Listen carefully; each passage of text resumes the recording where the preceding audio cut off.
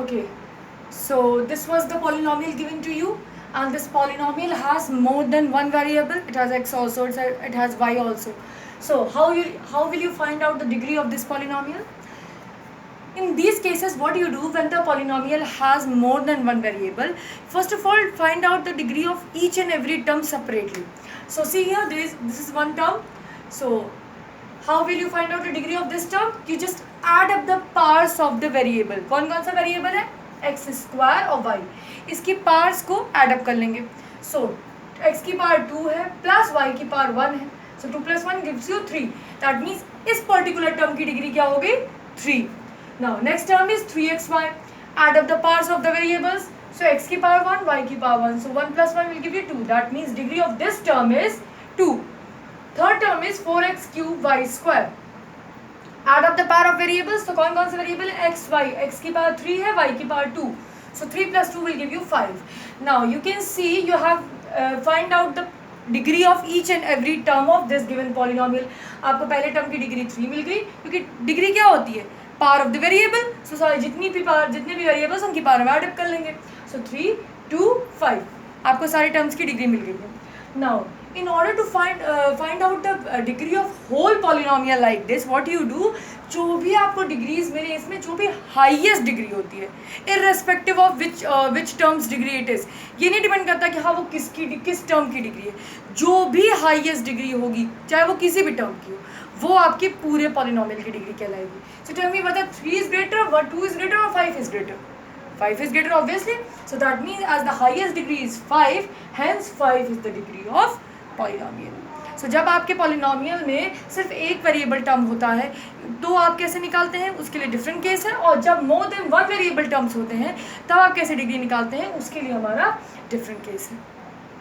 Now I hope this one is clear to you all. Moving on to next topic, that is coefficients. So what are coefficients? The coefficients of a term of an algebraic expression may be the numerical or variable factor or both. Okay, किसी भी algebraic expression में देखिए coefficients terms के होते हैं, एक एक term का coefficient होता है, fine. So आपको कहा जा रहा है किसी भी term का coefficient निकालिए. So वो numerical value भी हो सकती है, variable भी हो सकता है, और दोनों हो सकता है. How? अगर मैंने आपसे किसी term का बोला numerical find out the numerical coefficient of this term, so आप numerical value बताएंगे. अगर मैंने कहा variable coefficient बताइए तो आप variable देंगे. So that means coefficients can be numerical value also, can be variables also. See here, this is a question given in your exercise in which you are asked to take out the coefficient. Write the coefficient and constant terms of each of the following expression. This is an expression given to you. अच्छा, अब इस question में आपको properly mention नहीं किया गया है कि आपसे numerical coefficient पूछना है कि variable.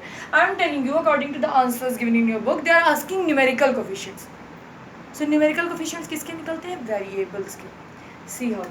देखिए मैंने कहा कि टर्म्स का कोफिशिएंट निकालते हैं. सो ये आपका अलजेब्रिक एक्सप्रेशन है 5ab square c minus 4ab plus 1. पहला टर्म ये. अब मैं अगर आपसे बोलूँ find out the numerical coefficient of the variable of this term, तो मतलब क्या होता है, आपका जो भी नंबर दिया है वो आपका इस टर्म का कोफिशिएंट होगा 5. अब मैं इस टर्म का बोलूँ अगर आप न्यूमेरिकल कोफिशिएंट बताइए मुझे, तो इस टर्म का न्यूमेरिकल कोफिशिएंट क्या होगा? 4 माइनस 4. क्योंकि हमें अलजेब्रा में पता है हम हर चीज़ को साइंस के साथ लिखते हैं. We can't ignore signs in algebra. Okay, this is done. Now this term is constant only. Variable का न्यूमेरिकल कोफिशिएंट निकलता है, मतलब इस वेरिएबल का न्यूमेरिकल कोफिशिएंट 5 हुआ, इस वेरिएबल ए बी का न्यूमेरिकल कोफिशिएंट -4 हुआ. अब इसमें तो कोई वेरिएबल ही नहीं है, सो दैट मीन्स उसका कोई न्यूमेरिकल कोफिशिएंट हम ये नहीं कह सकते 1 भी एक न्यूमेरिकल कोफिशिएंट. नो, उल्टा होता है. देखिए जब न्यूमेरिकल कोफिशिएंट पूछ रहे हैं मतलब आपको नंबर्स बताने हैं तो वेरिएबल का बताते हैं, और वहीं अगर मैं आपसे बोलती कि इस टर्म में वेरिएबल कोफिशिएंट बताइए तो आप नंबर का बताते हैं. मतलब नंबर को हाइड कर लीजिए, वेरिएबल कोफिशिएंट क्या आ गया? ab square c. अगर मैं इस टर्म में पूछती वेरिएबल कोफिशिएंट बताइए तो नंबर को हाइड कर लीजिए ab. So that means variables का उल्टा होता है, वेरिएबल्स का न्यूमेरिकल कोफिशिएंट होता है और नंबर्स का वेरिएबल कोफिशिएंट होता है. सो इस क्वेश्चन में आपको वेरिएबल्स का न्यूमेरिकल कोफिशिएंट बताना है. सो इस टर्म में तो वेरिएबल ही नहीं था तो इसका न्यूमेरिकल कोफिशिएंट ही नहीं होगा. फाइन. अब आपको देखिए एक चीज़ और पूछी गई इस क्वेश्चन में, कांस्टेंट टर्म बताइए. सो कांस्टेंट टर्म मीन्स पूरा टर्म कांस्टेंट होना चाहिए. दैट मीन्स पूरा टर्म कोई नंबर होना चाहिए. सो इस टर्म में वेरिएबल्स भी हैं, कांस्टेंट वैल्यूज़ भी हैं. सो दैट मीन्स ये कांस्टेंट टर्म नहीं है. इसमें भी वेरिएबल भी है, कांस्टेंट वैल्यू भी है, ये भी कांस्टेंट टर्म नहीं. लेकिन इसमें ध्यान दीजिए, इसमें सिर्फ एक नंबर है. That means it's a constant term, पूरे टर्म की बात होगी. सो इसमें कौन सा कॉन्स्टेंट टर्म होगा? +1. I hope this is clear to you all. If any one of you have doubts in this question, you ask me personally, I will tell you how to solve. Moving on to next topic, that is addition of algebraic expression. Okay, in this topic we will learn that how when you are provided with some algebraic expression, how you add them together. See, it's very easy. While adding, we write the expression in separate rows with like terms one below the other and add them. जब भी आपको algebraic expressions provided होंगे, so you write them in a row. Rows मतलब पता होता है ना, horizontally. Okay, write them in the rows in such a way. आप term को इधर उधर कर सकते हैं, बस sign के साथ करिएगा. इधर उधर करने को मैं क्यों कह रही हूँ कि हमेशा ध्यान रखिए ऐसे रोज को अरेंज करना है कि ऊपर नीचे लाइक टर्म्स अरेंज हो. लाइक टर्म्स मीन्स जिन टर्म्स के variable factors same. Fine, science का ध्यान रखना है.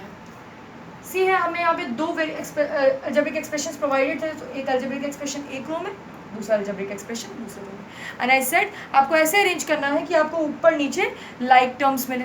सो देखिए यहाँ पे भी x² का टर्म है, ये भी, और यहाँ पे variable factor x², so they are like terms. यहाँ पे x है, यहाँ पे भी x, they are like terms and these are constant terms. So add up according to their signs. Signs algebra में बहुत मैटर करता है. So 6 + 1 will give you 7. Now this is -5x and this is +x. So minus plus gives you minus, मतलब minus करना है आपको, sign हमेशा greater value का लगेगा. सो 5x - x will give you 4x, और साइन 5x बड़ा वैल्यू है, ग्रेटर वैल्यू है, उसके पास नेगेटिव साइन है, सो -4x. Now 3x² + 2x² will give you 5x². So 5x² - 4x + 7. So this is how you add algebraic expressions together. So I hope all these topics are clear to you all. If any one of you have any doubt related to them, just let me know about it. I'll clear your topics because these are the basics of algebra. If you will not be able to understand them, you will face problem throughout the chapter. So that's all for today. Thank you.